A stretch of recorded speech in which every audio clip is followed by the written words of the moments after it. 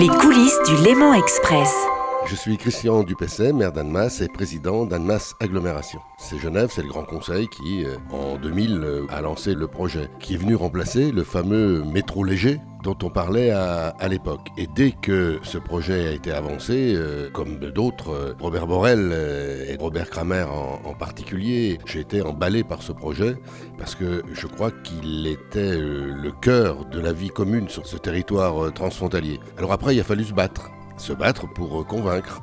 Et ça n'a pas toujours été facile, y compris en Haute-Savoie, où il y a eu des gens qui étaient contre. On n'a pas bien su s'ils étaient contre parce que Annemasse n'était pas de la même couleur politique que la leur, ou s'ils étaient contre parce qu'ils avaient peur qu'Annemasse dépasse Annecy. Enfin, mais il y a eu une vraie bataille qui est montée très haut auprès du gouvernement de l'époque, qui était présidé par notamment François Fillon, donc un gouvernement de droite. Et il y a eu des interventions, notamment de Robert Borrell, bien sûr, de Claude Biraud, pour arriver à dégager un consensus. Et le moment où il y a eu le feu vert du gouvernement d'une part, donc pour donner le feu vert à la SNCF, pour faire les travaux, et puis le deuxième feu vert, c'était quand on a fait le tour de table financier. Et là, c'est le moment où, et j'étais conseiller régional délégué aux relations franco-genevoises aux côtés de Jean-Jacques Kéran, c'est là que, quand la région a dit on y va, on met de l'argent sur la table, que le vrai démarrage du projet a eu lieu.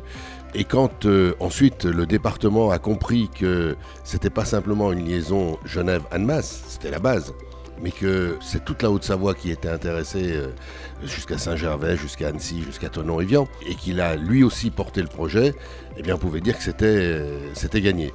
Les coulisses du Léman Express.